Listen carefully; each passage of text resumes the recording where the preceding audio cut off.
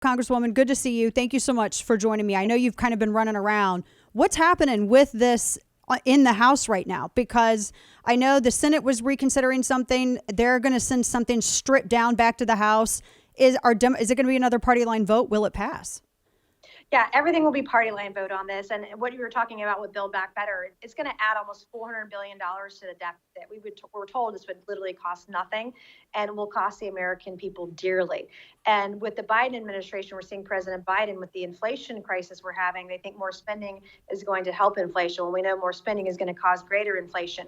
Same thing with raising taxes. It will all increase to the inflation woes that we have today, not to mention the Federal Reserve continuing to print trillions of dollars every single year. This is only going to make the situation worse. And as you said before, they told us inflation was transitory. It's not. They told us that Build Back Better would cost nothing. It doesn't. They told us that the infrastructure bill would be paid for. It's not. That infrastructure bill is going to cost the American taxpayers. It'll add $250 billion to the deficit. So just one lie after the other right now. Yeah. And if we've been talking for, I don't know, like weeks on end, all the bad stuff that's in this, the weaponization even further of the IRS. And I was reading about a kill switch in cars, all kinds of bad stuff in this.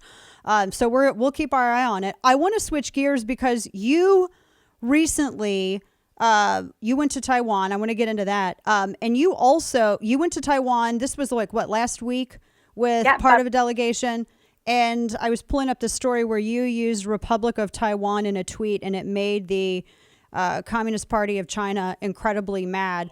I love good trolls on the CCP. What have you heard in terms of rage about your recognition of Taiwan as a sovereign entity in your visit? Oh, they were so angry and pissed off. In fact, it was the Chinese embassy here in D.C. that wrote an email to myself and the other members of the delegation before we got on our flight to Taiwan, demanding that we back down, demanding that we cancel our trip to Taiwan. And thank God, I don't take orders from communist China, and neither did anyone else on that delegation on that trip. And it was a real honor because this was the first time in 2 years we had a delegation from the U.S. House of Representatives. Because of COVID-19, our delegations have been severely impacted by that because of the spread of COVID. And to be a part of this mission to go over there and meet with the Minister of Foreign Affairs, to meet with the President Tsai. She's a bit of a badass, I got to admit.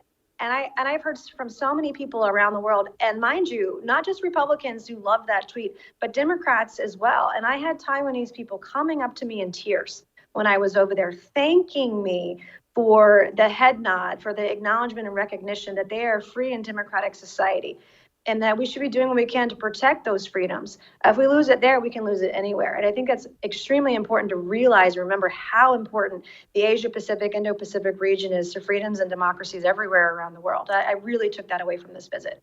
Related to that, and I hadn't planned on asking you this, should the U.S. maybe not participate in the Beijing Olympics coming up? We should not.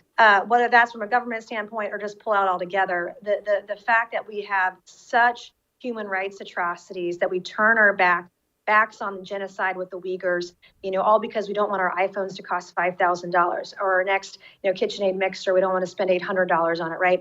The world is turning a blind eye to what China is doing. And while we were in Taiwan on our visit, it was upwards of a dozen warplanes that crossed the ADIS, the Air Defense International Zone between China and Taiwan, just because there were 5 members from Congress meeting with different members of the Taiwanese government and even with civilian technology companies while we were there. We were looking at some of the innovation going on over there.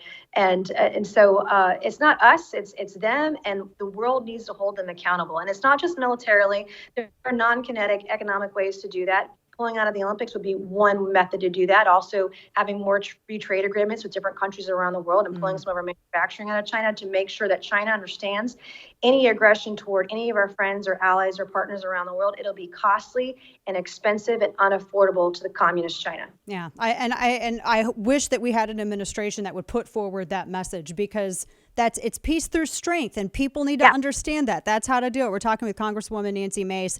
All right, so I have to ask you about this, because I'm seeing it from the right and the left on the vaccine thing. And I don't like to trust media instantly because I loathe almost all of them. And it almost really doesn't even matter what side anybody falls on. I don't get along with very many people. But I wanted to ask you about, you're accused of saying that you're accused of supporting masks and vaccines. and then you're accused when you go on CNN, and then you were accused of going on Fox. Accused of being against masks and vaccines, and only talking about natural immunity on Fox. So where do you fall on this, especially when we got POTUS apparently launching new restrictions tomorrow? It's so crazy. It's all a complete lie. And I sort of bristle at the description of this that I'm going to use, but it's entirely fake news. I have always been very transparent about what I think policy should be. I had a really bad case of COVID-19 a year and a half ago. And I still suffer from long haul symptoms. I have chronic fatigue from time to time, shortness of breath. And about 2 months ago, I was diagnosed with asthma. Wow. And so Taylor, I'm getting all sorts of battery of tests and figuring out why this is happening, but asthma does not run in my family. Myself and 2 other immediate members of my family who all have had COVID now have asthma. So it's something is going on there. But I've encouraged vaccinations. When Delta variant was raging, I chose to wear a KN95 mask. That's my choice. And my choice encouraging people to talk to their doctors about what is the right decision for them, not mandating it by the government. That's not the federal government's role. It's never been done before. They have no right constitutionally to mandate businesses or people to get vaccinated in any way, shape, or form. It's a state level issue. But at the same time, those who have natural immunity are discriminated against with U.S. policy. Mm-hmm. And there was a study in September of 21 by Israel with 700,000 patients that showed that those with natural immunity have 27 times more protection. I'm not saying don't get vaccinated. I'm saying when we're looking at policy at federal, state, and local level, there should be provisions where we look at all of the science, not just the science that fits our political narrative or fits the next mandate that the government wants to shove down our throats, but that we have to look at all of the science. And I've seen it with my kids who have natural immunity. When they got exposed to school because they weren't vaccinated, they had to quarantine for 14 days at home.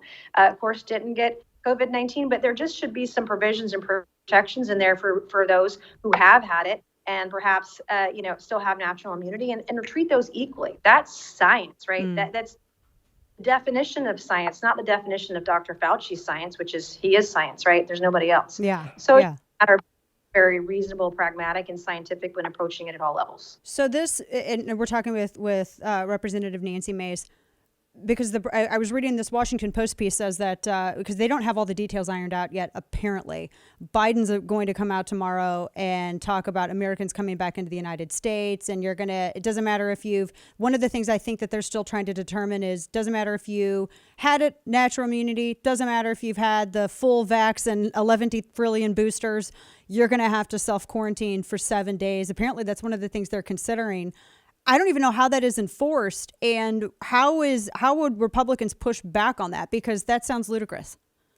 Yeah, I haven't read it yet, so I can't, really say what they're planning to do, and I'll obviously comment on it when it comes out. I think it's very difficult to enforce unless you invest billions of dollars of people to track you when you come back to the United States, and they very may well do that. I mean, they're going to spend $80 billion to put 89,000 new IRS agents in place to spy on our bank accounts. Maybe they'll do that too. Those are things that communist China does, right? Right.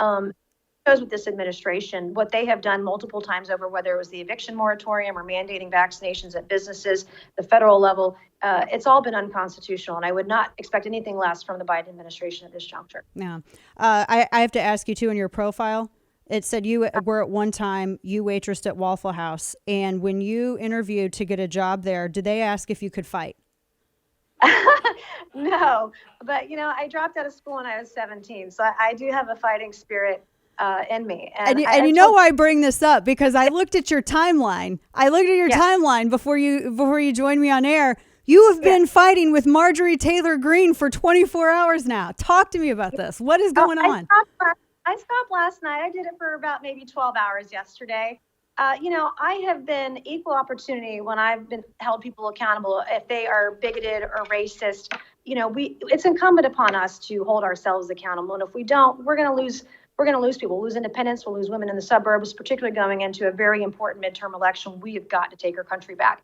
But I'm not going to tolerate liars. And my colleague from Georgia lied about my record, that I was pro-choice, and I just am not. I was raped when I was 16.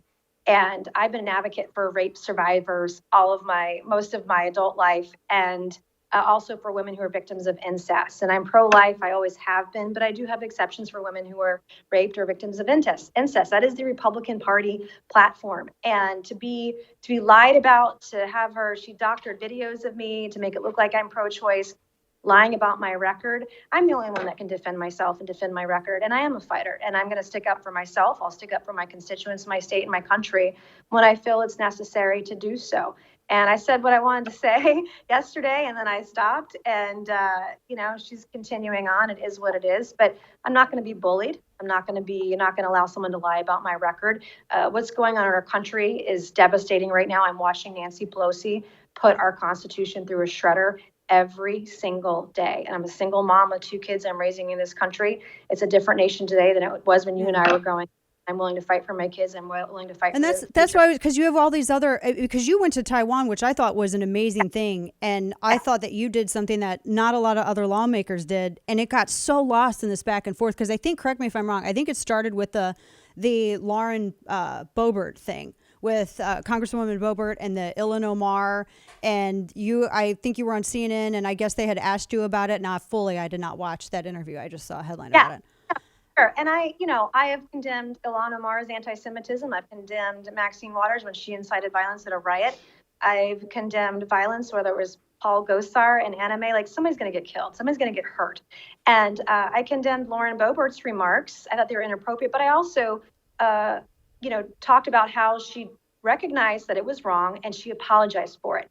That was the first time in a long time that someone on either side of the aisle was willing to take responsibility for their comments and recognize that this was something I should not have said and apologize for it. And we need more of that, not less. And that was the sentiment. And then 3 days later, my colleague from Georgia lost it for I don't know what reason.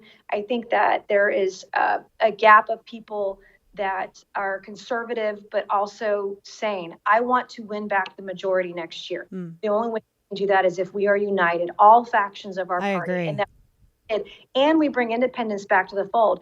And Governor-elect Youngkin, he proved that in Virginia, that there was a path to us having a majority. And I'm not talking about a slim majority. I'm talking about a massive majority, landslide, bloodbath win next year, if we can get it together and stop attacking one another. But I just have a zero tolerance policy for being bullied by either side. Look, I get you, because when people misrepresent you, you wanna hit back. But you said something important, because Youngkin didn't fight that way and he was successful. And the fighting with Marjorie Taylor Greene, and look, I don't dislike her and I don't dislike you, and I wish everybody could get along, because I like strong women who, I mean, for crying out loud, you worked at Waffle House. It's like, that's kind of like boot camp, isn't it? I mean, look, I love Waffle House. I went there. I had a friend who worked there, and she jokingly said that she was asked whether or not she could fight when she interviewed in college. But it cracks me up. But very strong personalities, and I think Omar should apologize too. But unfortunately, we can't hold accountable, their anti-Semitic remarks. Let me ask you this: would you ever get along? Do you think that you all could be friends? And I have said this from the day before I got elected, I am always going to be willing to work with anyone who's willing to work with me.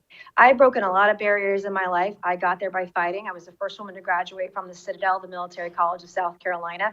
I will not be a doormat for anybody, and I will not be bullied. But at the same time, I grew up with Reagan, and he encouraged us as conservatives to reach across the aisle and to work together.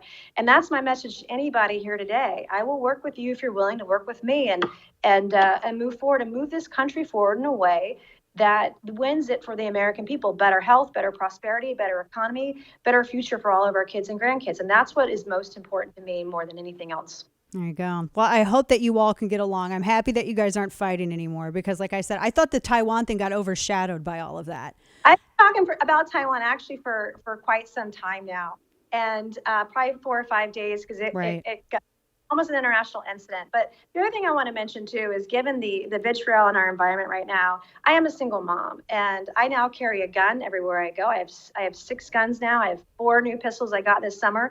And, the place where we are in this country, it's sad that that's what I have to do, but that's how I protect myself and I protect my family. And I'm going to do whatever it takes to ensure their safety and the safety of our country moving forward. And these are things we all should be able to agree on and not be fighting or be worried about. Agreed. We're going to get. Agreed. Well, I hope that I see more. I would love to see like this union of alpha women in the Republican Party, and completely stand up against, Nancy Pelosi and have this common ground. So I hope that you and Marjorie Taylor Greene can get along, because I think you both can do a lot of good. And I think Lauren Boebert with you can do a lot of good. And I love to see that strength, because, I think we just have more alpha women on the Republican side, honestly. We gotta help. Yes, we do. Congresswoman Nancy Mace, appreciate your time with us. Thanks so much.